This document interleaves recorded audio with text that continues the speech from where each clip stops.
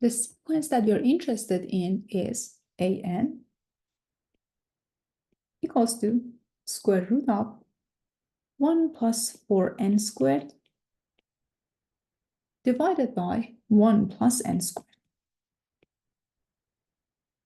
So to find the limit of this sequence, we can equivalently find the limit of function square root of 1 plus 4x squared divided by 1 plus x squared as x goes to infinity.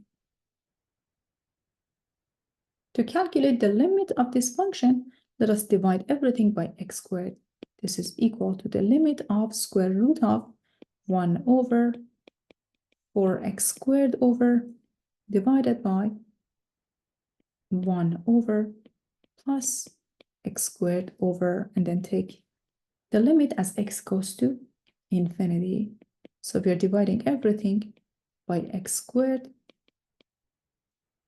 This guy can be simplified into the limit of square root of 1 over x squared plus 4 divided by 1 over x squared plus 1, and x goes to infinity.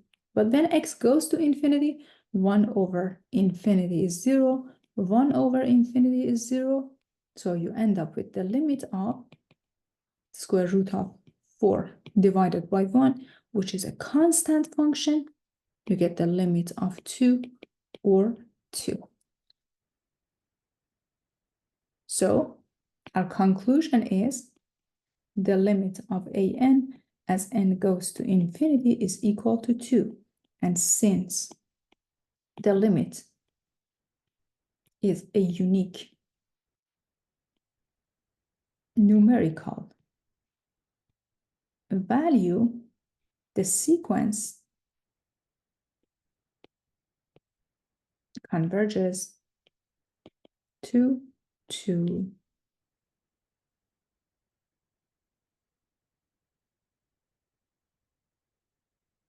The next sequence, an is equal to cosine of n pi divided by n plus 1. To find the limit of this sequence, we basically find the limit of the function cosine of pi x divided by x plus 1 as x goes to infinity. But remember that to find the limit of the quantity that is inside cosine, we can basically deal with the quantity itself because cosine is continuous function. This can be written as the cosine of the limit of pi x divided by x plus 1 as x goes to infinity. Or you can write this guy as cosine of the limit of, if you divide everything by x, you get pi x divided by x divided by plus 1 divided by, and then take the limit as x goes to infinity. All of these are divided by x, so you have the cosine of limit of pi divided by 1 plus 1 over x as x goes to infinity, but this guy is equal to 0. 1 over infinity is 0. Okay, so we ended up with the cosine of pi, which in turns is equal to -1. So what is our conclusion? Our conclusion is the limit of an as n goes to infinity is equal to -1. And as usual, since the limit is a unique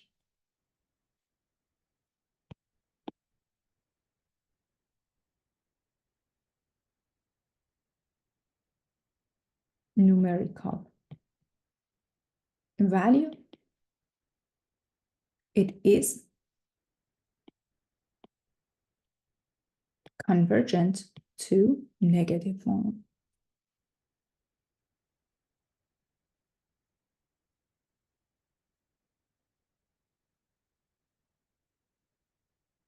next limit for you. This limit is an for sequence that you have, let us write it as e to power exponential function 2n divided by n plus 2.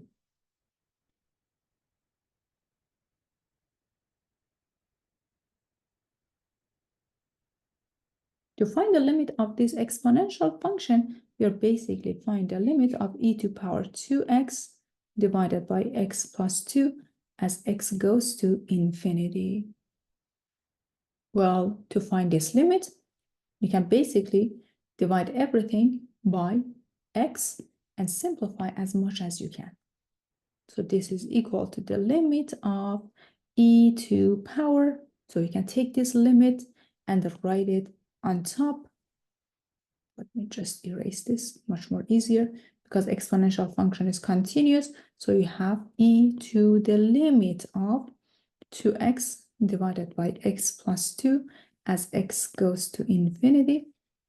This is equal to the e to the limit of 2x divided by x over x divided by x plus 2 divided by x as x goes to infinity.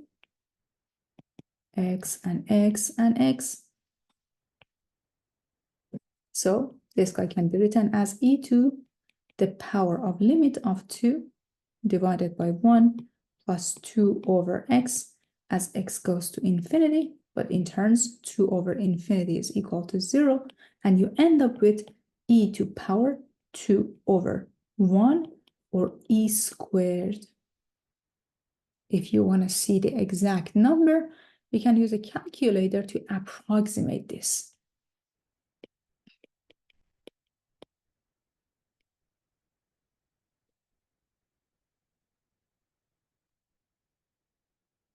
So what is our conclusion? The limit of an as n goes to infinity is equal to e squared. But e squared is just a number since the limit is a unique numerical value.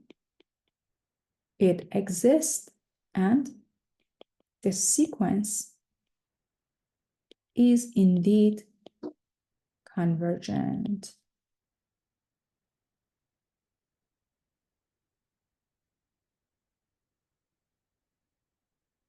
So again, please pay attention. Since exponential function is continuous, what I did, I just took this limit, and instead of taking the limit of exponential function, I took the limit of its exponent instead. So all of these are the limit of the exponent. Here we go. And as you can see, it is 2 over 1 or just 2. The exponential function, the base stay as a Napier number.